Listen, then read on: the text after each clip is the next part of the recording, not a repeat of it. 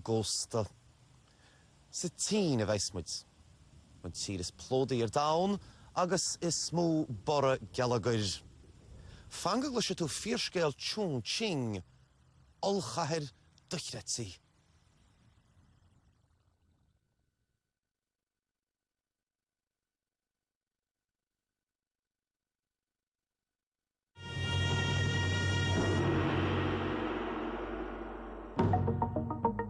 Beidir nar chula tú trocht hana Chongqing.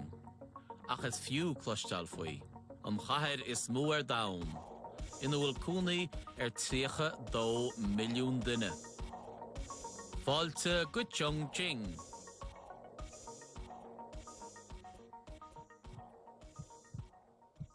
An láthir tógála is mó dawn. Deis intach go eiltirí na crinne Cair an tauchaí a dheara. In the Mask, Martin Robin, an Francach a dhear Parliament de Europa is Strasbourg.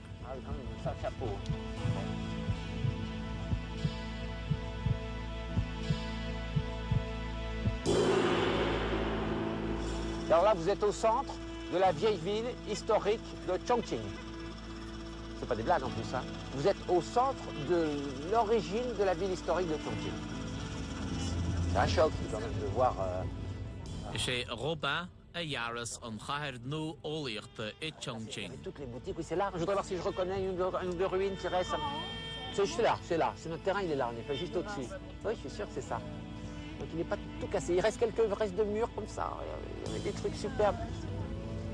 Ah oui, c'est là, hein. Ouais. Ah là. Ça y est, c'est parti, hein. On voit que le chantier est parti. Nur a honnig an taltire dús sé bhíochan, bhí cúnaí san áitse. Bon, c'est bon. Tá sé bánaí fad ó chuin.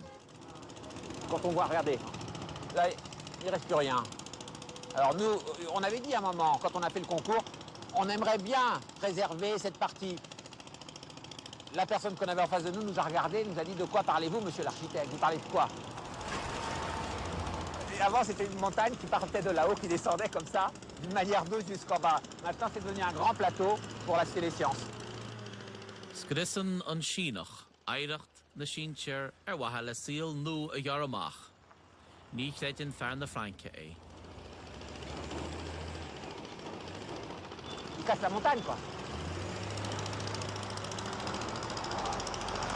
Hein? C'est incroyable, hein? C'est fou, hein? On est toujours surpris en Chine. Parce que même on se dit, ils vont tout casser, on le sait, mais quand même, on ne peut pas penser qu'ils changent complètement le paysage. Je vous avais dit qu'ils changeaient le paysage, mais c'est encore plus que je ne pensais. La table rase. C'est ce qu'on appelle la table rase. Bei an Chair nó ólaíochta rá erid Parliament de Europa. Sin gan trocht mhór thugra eile tógála. 3.2 milliún méadar cairnach fad. Ce qui est impressionnant, c'est que quand même, ici, dans 2 ans, il va y avoir l'opéra terminé, la Cité des Sciences, quelques dizaines de milliers de logements, les écoles, parce que ça c'est des écoles, voilà, ce sont des lycées, et les jeunes qui passent sur la route, ils sortent de l'école. Donc c'est des écoles un peu en ruine, qui sont encore au milieu des ruines. Ils vont casser au dernier moment sûrement. Ils vont reconstruire. Le bureau de l'exposition des maquettes est juste là, à la pointe, en face.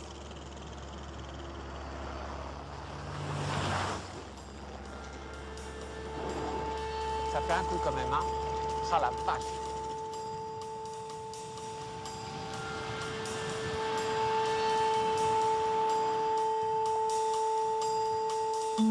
An Muséum Ferbertha Catharach, Eschimlár gon Chair Tala Hiocht. Voilà, ça c'est notre projet. Marrant, hein. Anad Turasóireachta an Hain. Is éigen dóhan spáis I hala an Muséum go bhíon hawl na Catharach, atá Hain san anmhéid 1000 méadar cairnach. La maquette, elle est... C'est vrai que c'est comme Shanghai, c'est le même principe. Elle est un peu mieux faite. Et non, mais c'est super, c'est génial de voir une ville comme ça. C'est génial. Et c'est là qu'on voit quand même que c'est grand, parce que ici, la péninsule, c'est la taille de Manhattan à peu près. T'as le péninsule là, avec les points rouges, les points blancs, c'est impeccable ça. Les points blancs, c'est la taille de Manhattan. C'est à peu près la longueur de Manhattan et la largeur de Manhattan. Donc là, il y a plein de bâtiments, j'en suis sûr, qui sont des bâtiments futurs. C'est sûr. D'ailleurs, la preuve, c'est qu'il y a l'Opéra, il y a la Cité des Sciences, ces tours-là qui ont l'air assez belles, ils n'existent pas. Enfin, il y a plein de choses qui n'existent pas. Hein. Alors, on est alors, je vous présente la pointe. Là, la pointe, là, on était à l'embouchure des deux rivières. La principale étant le Yangtze-Kiang, qui descend jusqu'à Shanghai. Ah oui, c'est fou. Hein. Et je pense qu'il y a 15 ans, il n'y avait rien de tout ça. Hein. Il n'y avait aucune tour. On traverse là-bas à Panly. Viens avec moi, Panly. Nous rentrons dans la salle. Allez, hop.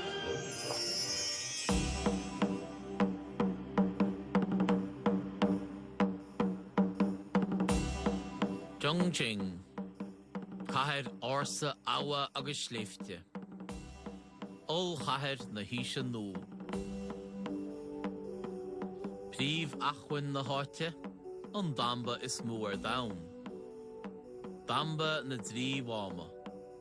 Sinna an nascos Chongqing le Shanghai agus leis an dain mór. 8 nrochad, 8 lína trénach, 600 míle ad.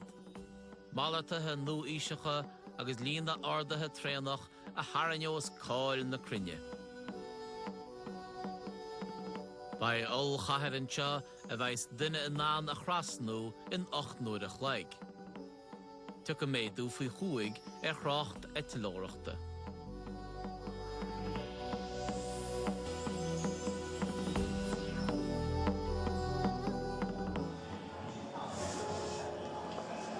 I don't like very much this kind of thing. Ol chair alpach, gan sos, gan stéana, gan srían.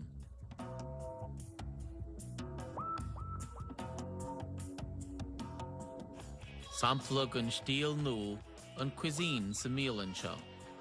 Na síní a ghlacha sellh ar stíl na Franke.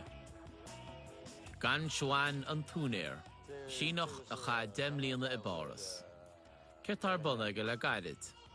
这个是带的这个鹅肝酱。 Tá sé héin agus fuirin na kitchenlaí a duna foie gras. 我觉得这个鹅肝呢，可能我们还需要改进一下，做得更好一些，让这个品牌，让我们的宇咖啡的品牌能够做得更好。我们的法国厨师的话来教了他们，做几天以后又做得不行了，不行以后，然后我们又来试，有时候就想着是不是应该放弃了，就是说，因为价钱比较贵，做起来的话好像也没有说好到哪儿去，在一些以前的厨师的话，他有这些想法，后来我们说还是应该坚持做吧。 所以的话，就说我们在做的时候的话，就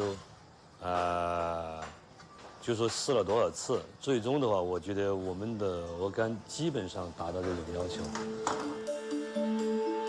Ní hé gan chuan an tain linne an alíonn seo. I grétá, gúil se go fallasaí inis ag an rialtas i Beijing, príomh thoragóir damhanda an foie gras a dhéanamh an tín. Beidir fós go gcuirecha leithéidí locht na Franke go riam seoil, ach níl sa gócaireacht ag gan chuan ach cinál caithfh aimsire. Ar nús go leor sa tín, tá graithí go leor ag gan chuan. Cha sé seall i mbun ailtireachta le cólachtaí sa Frank, ach níor ghlach sé le post buan le ceachtarachab. Mar bhí waid a cholacht tain a bheith aige. Tous les Chinois reviennent en Chine. Ça ne me surprend pas du tout. Tous les Chinois reviennent en Chine, évidemment. Hein, tous. Il y a un énorme mouvement. D'ailleurs, il y a une politique pour les faire revenir. Donc, non, puis c'est excitant. Moi, je comprends. C'est excitant comme pays. C'est un pays qui se fait vite. Là, ça vaut le coup. Quand on est chinois, on parle la langue, on est dans son pays. Ça vaut la peine de...